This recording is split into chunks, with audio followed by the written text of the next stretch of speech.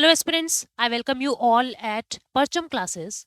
तो आज की क्लास में एक नई गवर्नमेंट स्कीम हम लोग कर रहे हैं और आप देख रहे हो कि ऑलरेडी हम लोगों ने 2-3 स्कीम्स जो है वो कवर कर ली हैं और ये सभी स्कीम 2024 में आने वाले सभी एग्जामिनेशन के लिए बहुत ज़्यादा इंपॉर्टेंट होने वाली है।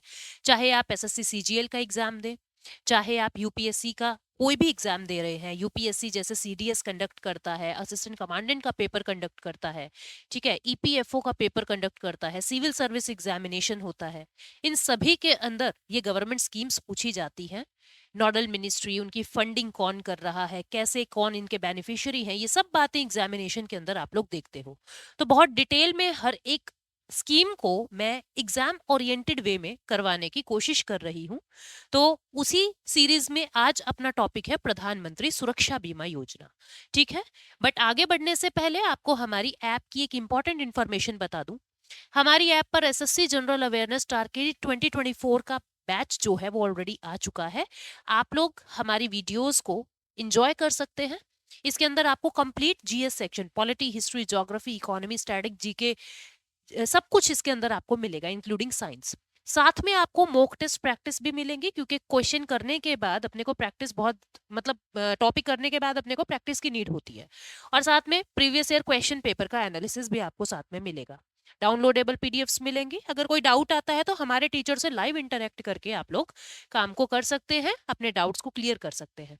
तो अपनी स्कीम पे आगे बढ़ते हैं। और अगर आप एक बार इस वीडियो को आसानी से सुन लेंगे, आराम से, अटेंशन से, फोकस्ड होकर सुन लेंगे, तो आप इस क्वेश्चन का बड़े प्यार से आंसर दे सकेंगे कि saving account holder of post office has to maintain minimum which balance for enrolment under Pradhan Mantri Suraksha बीमा योजना। कि कितने रुपए जो है मिनिमम आपके खाते में होने चाहिए एनरोलमेंट करने के लिए। ठीक है, कि कितने रुपए आपके खाते में मिनिमम होने चाहिए एनरोलमेंट के लिए। इसका आंसर आपको कमेंट सेक्शन में बाद में देना है वीडियो सुनने के बाद। ठीक है, अभी शुरू करते हैं इसका प्रधानमंत्री सुरक्षा बीमा योजना।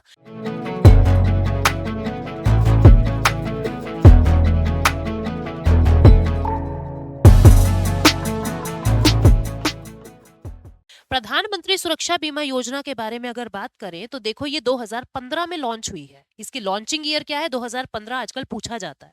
लॉन्चिंग ईयर अलग अलग एग्जाम्स में पूछा जा रहा है, चाहे आप टीचिंग के एग्जाम दे रहे हैं, आप डिफेंस के एग्जाम दे रहे हैं, आप सर्विसेज, सिविल सर्विसेज के दे रहे हैं, स्टेट सर्विसेज के दे रहे हैं, लॉन्चिंग ईयर पूछने लगे हैं। तो याद रखें कि ये लॉन्च हुआ है 2015 में। ठीक है, और कहां से लॉन्च हुआ है ये भी मैंने आपको यहां बताने की कोशिश की है। ये जो लॉन्च हुआ था आपका कोलकाता से लॉन्च हुआ था। ठीक है, कोलकाता से ये लॉन्च हुआ था। अब प्रधानमंत्री सुरक्षा बीमा योजना क्या है? एक government sponsored accident insurance programme है। मतलब अगर आपकी डेथ हो जाती है या आपका एक्सीडेंट हो जाता है और एक्सीडेंट में आप बुरी तरीके से घायल हैं, तो वहां पे आपको ये इंश्योरेंस की फैसिलिटी मिलेगी। ये एक्सीडेंटल डेथ और डिसेबिलिटी, यानी कि अगर एक्सीडेंट के दौरान आपकी डेथ हो जाती है या एक्सीडेंट के कारण आप डिसेबल हो जाते हो, आपके शरीर के अंग डिसेबल हो जाते हैं, तो आपको इसमें हेल्थ कवरेज मिलेगा, आपको इसमें कवरेज मिलेगा। ठीक है, ये जो स्कीम है इसको ऑफर किसने किया है? Public sector general insurance company और अदर जनरल इंश्योरेंस कंपनी के माध्यम से ये स्कीम आई है। लेकिन इसको एडमिनिस्टर कौन कर रहा है, मतलब कौन सी मिनिस्ट्री की ये स्कीम है? मिनिस्ट्री पूछी जाए तो मिनिस्ट्री ऑफ फाइनेंस की ये स्कीम है। ठीक है, मिनिस्ट्री ऑफ फाइनेंस इसकी हाईएस्ट मिनिस्ट्री है जिसके अंडर ये आएगा। अब एलिजिबिलिटी क्या है, कौन कौन इसके अंदर एलिजिबल है? एलिजिबिलिटी क्राइटेरिया, भारत का कोई भी नागरिक, इंडियन सिटीजन जिसकी एज 18 से 70 ईयर्स ओल्ड के बीच में है।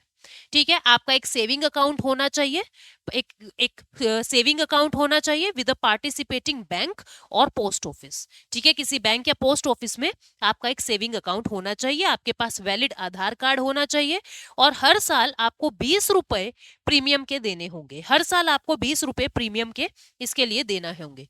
ठीक है, the following person are not eligible for Pradhan Mantri Suraksha बीमा योजना। कौन कौन इसके अंडर नहीं आते? अब ये सवाल बहुत बनते हैं, यूपीएससी सीएससी वालों को बता दूं मैं, बहुत ज्यादा बनते हैं कि निम्नलिखित में से कौन या which of the following are not covered under Pradhan Mantri Suraksha बीमा योजना। नोट वाले सवाल बहुत बनने लगे हैं, तो आप देख लो कौन कौन एलिजिबल नहीं है। पर्सन जो ऑलरेडी किसी दूसरी इंश्योरेंस स्कीम में अवेलेबल है, किसी दूसरी एक्सीडेंट इंश्योरेंस स्कीम के अंदर, government sponsored accident insurance scheme के अंदर अगर आप एनरोल्ड हो किसी दूसरी में, तो आप यहां नहीं आ सकते। ठीक है, आप अगर आर्म्ड फोर्सेस के अंदर हो, अगर आप मर्चेंट नेवी में हो, तो आप एलिजिबल नहीं है इस स्कीम के लिए, इसको गांठ बांध के रखना, बहुत इंपॉर्टेंट पॉइंट है ये। इसके फीचर्स क्या है?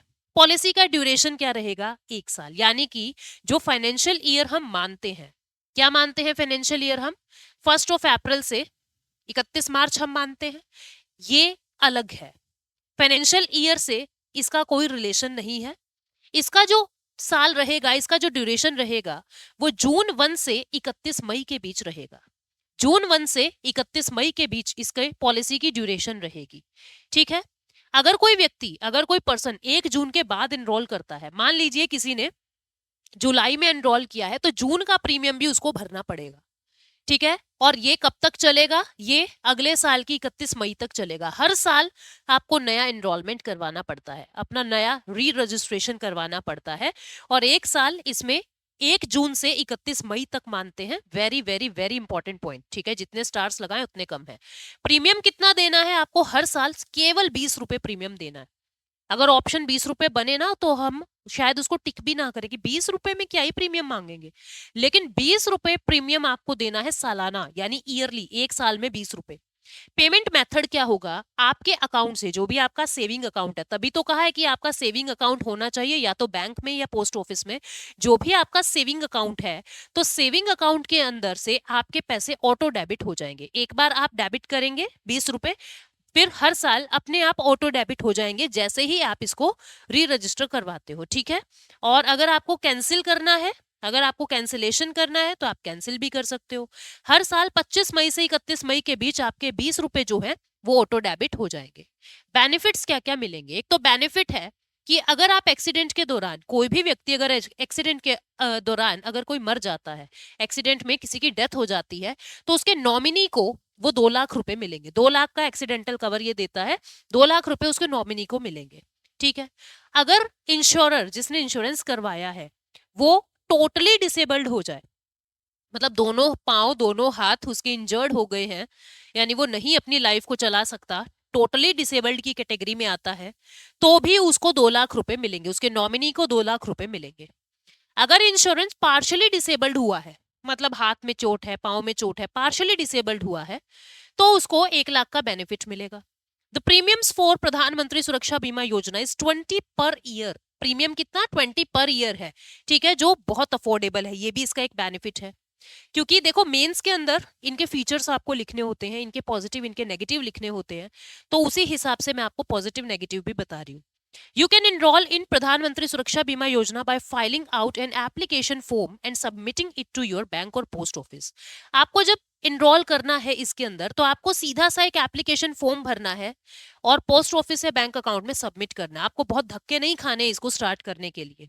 और ये जो प्रीमियम है उसके लिए भी आपको लाइनों में नहीं लगना, अपने आप ये ऑटो डेबिट है। ये सभी सिटीजन्स जो 18 से 70 साल की उम्र के हैं, चाहे आपका रिलीजन, कास्ट, जेंडर कुछ भी हो, आप इसके लिए एलिजिबल है। ठीक है, आप इसके लिए एलिजिबल है।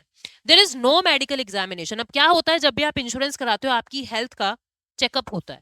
अगर आपको कोई ऑलरेडी कोई बीमारी है, तो वो कह देते हैं नहीं जी आपका नहीं हो सकता, आप तो ऑलरेडी बीमार हो, है ना। तो इसके अंदर ऐसा कोई मेडिकल एग्जामिनेशन नहीं होता। ठीक है, क्योंकि 20 रुपए जा रहे हैं ना, इसमें क्या ही वो मेडिकल एग्जामिनेशन करेंगे। टैक्स बेनिफिट क्या होता है? जो भी प्रीमियम आप पेड कर रहे हो सालाना, वो आपके इनकम टैक्स रिटर्न फाइल करते हुए उसमें से डिडक्ट हो जाएंगे according to income tax act 1961। मतलब ये आपके एक्सपेंडिचर में दिखा दिया जाता है। जो भी डेथ बेनिफिट या डिसेबिलिटी का बेनिफिट आपको मिलता है, वो भी इनकम टैक्स के अंडर नहीं आता है। ठीक है, वो एग्जाम्प्ट है इनकम टैक्स। जो 2 लाख या 1 लाख रुपए मिले हैं, उसको इनकम में नहीं मानेंगे, क्योंकि ऑलरेडी आपके ऊपर इतनी बड़ी मुसीबत है और सरकार फिर उससे टैक्स थोड़ा ना लेगी, तो उसको एग्जाम्प्ट कर दिया जाता है। कंडीशन क्या है? आपको अगर बीच में ही ये टर्मिनेट करनी है, अगर इंश्योर्ड पर्सन की डेथ हो जाती है, तो ऑटोमेटिक वो पॉलिसी एंड हो जाएगी। वो 2 लाख रुपए नॉमिनी को मिलके वो ऑटोमेटिक एंड हो जाएगी। अब आगे आपको कोई प्रीमियम नहीं देना है। ठीक है, पॉलिसी को आप सरेंडर भी कर सकते हो किसी भी वक्त, आप उसको बंद कर सकते हो किसी भी वक्त। 1 साल का कवरेज होने के बाद कोई रिफंड आपको नहीं मिलेगा। ठीक है, अगर अगर पॉलिसी विद इन 1 ईयर आपने अगर सरेंडर कर दी है, तो आपको कोई कवरेज नहीं मिलेगा। ठीक, अगर प्रीमियम नहीं दिए आपने, तो भी वो ऑटोमेटिक एंड हो जाएगी। ड्यू डेट के 30 दिन के अंदर अंदर आपको प्रीमियम्स भेजने हैं। अगर आप बैंक अकाउंट का बैंक अकाउंट या पोस्ट ऑफिस चेंज कर रहे हो तो आपको अपनी इंश्योरेंस कंपनी को विद इन 30 डेज इन्फॉर्म करना पड़ेगा, क्योंकि वहीं से ही तो पैसे कट रहे हैं ना प्रीमियम के। अगर आप अकाउंट चेंज कर लोगे तो वो पैसा कहाँ से लेंगे, यानी आपके प्रीमियम्स रुक गए। तो विद इन 30 डेज आपको इन्फॉर्म करना पड़ेगा कि अब हमारा अकाउंट नंबर ये है, नहीं तो आपकी पॉलिसी टर्मिनेट हो जाएगी। अगर आप अपना आधार नंबर चेंज कर रहे हो तो भी 30 दिन में बताना पड़ेगा, अदरवाइज आपकी पॉलिसी टर्मिनेट हो जाएगी। अगर आप टोटली डिसेबल्ड हो गए हो तो भी पॉलिसी, जैसे डेथ में होता है ऐसे ही पॉलिसी टर्मिनेट हो जाएगी। मतलब जितना पैसा आपको मिलना है वो मिल जाएगा और बस आप टर्मिनेट हो जाओगे। अगला इसके अंदर क्या है, लॉन्चिंग डेट, मतलब एट अ ग्लांस अगर हम पढ़े मोटी मोटी बात, 9 मई 2015 को ये स्टार्ट हुआ है कोलकाता से, मिनिस्ट्री ऑफ फाइनेंस के अंडर आता है। एक्सीडेंटल इंश्योरेंस देता है, एक्सीडेंटल डेथ और डिसेबिलिटी कवरेज इसमें मिलता है। प्रीमियम 20 रुपए पर साल पर ईयर। प्रीमियम पेमेंट 70 साल की उम्र तक आपको ये देना है, ठीक है। 70 ईयर्स तक आपको ये प्रीमियम जो है पे करने हैं हर साल 20 रुपए, यानी कि लगभग कोई 1400 रुपए आपसे टोटल मांगे जा रहे हैं। आगे बढ़े, आगे कुछ क्वेश्चन डिस्कस करें उससे पहले आपको एक और इंपॉर्टेंट इंफॉर्मेशन दे दूं। अगर आप लोग एसएससी इकोनॉमी या पॉलिटी की तैयारी करना चाहते हैं बिल्कुल जीरो से, तो आप लोग इनरोल कर सकते हैं। हमारे सेपरेट इंडिविजुअल बैच चल रहे हैं परचम क्लास पे। आपको पूरी जीए करनी है तो जो मैंने अभी आपको जनरल अवेयरनेस का कोर्स बताया था आप ले सकते हैं।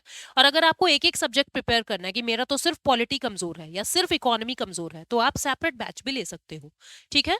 तो चॉइस आपके हाथ में है, हर तरीके की फैसिलिटी हम आपको दे रहे हैं। इसके अंदर भी वही सब फैसिलिटी आपको मिलेगी, recorded lecture, downloadable PDFs, previous year question paper, ठीक है, mock test, live problem solving session, ये सब कुछ आपको इसके अंदर मिलेगा, ठीक है ना।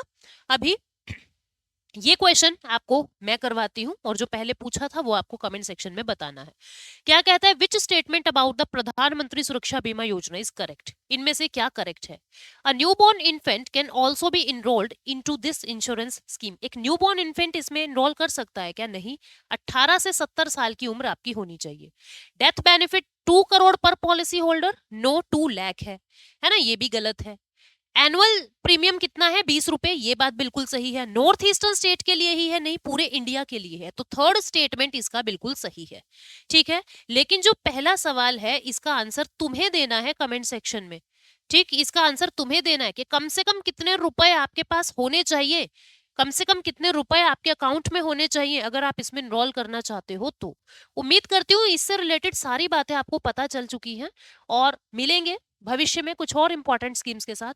अभी एक एक स्कीम जो है हम लोग कर रहे हैं, हो सकता है आने वाले समय में एक ही वीडियो में बहुत सारी स्कीम्स हम लोग पूरी मिनिस्ट्री से रिलेटेड जो भी स्कीम्स हैं इस तरीके से भी हम लोग चीजों को करेंगे, ठीक है। तो आप लोगों के हित के लिए, आप लोगों के बेनिफिट के लिए जो हमें अच्छा लगता है हम लोग करते हैं और बाकी आप लोगों की राय हमेशा सर आंखों पे रहती है। जैसा आप लोग एडवाइस करते हैं, हम जो भी माननीय एडवाइस होती है, मानने लायक होती है, वो हम सब लोग कंसीडर कर लेते हैं। So thank you so much, take care, bye bye, मिलते हैं नेक्स्ट सेशन में।